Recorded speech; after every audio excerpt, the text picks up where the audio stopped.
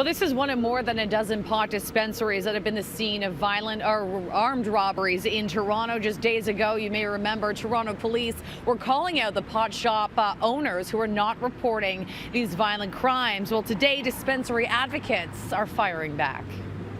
Toronto Police Services and dispensaries are stuck in the middle while the federal government takes its sweet-ass time. This group of dispensary owners and advocates believes that police raids are encouraging the violent rash of robberies we've been seeing at pot shops across the city. The fact that I guess owners might be reluctant to report crimes because police are going to come in and take their products. So is money more important to these business owners than public safety? At this point, I think it's been fear. Is it fair to say, though, that these police raids are encouraging robberies? So without licensing these businesses, it's difficult for them to trust the government to be able to call the police. So we need licensing.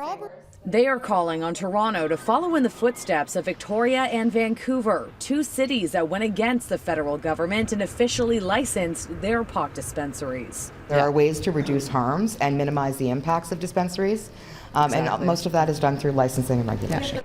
But the City of Toronto says it's not a possibility. Right now, there's no framework that would permit storefronts to sell marijuana. Since June, there have been at least 13 holdups. Guns were mostly used and people have been getting hurt, but only half of the shop owners have actually been reporting the violent crime. On Monday, police said their #1 priority is public safety and they will thoroughly investigate these armed robberies. In the same breath, they also said, "We will seize any illegal narcotics on the premises during the robbery investigations as we would do in any incident." Luckily, because of that press conference, it has opened the door. A longtime dispensary advocate Tracy Curley says this week she did begin a very positive conversation with Toronto police. For starters, I'm being told that in every division, officers will be boosting their relationships with dispensary owners.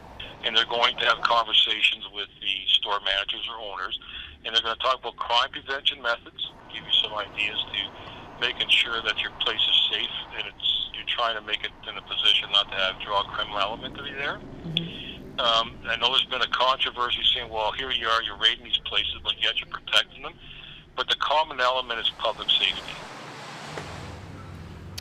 Now, Superintendent Bryce Evans also tells me that the level of violence happening during these robberies has steadily been escalating. Today, the group of dispensary advocates is calling on these business owners to step up and report these crimes.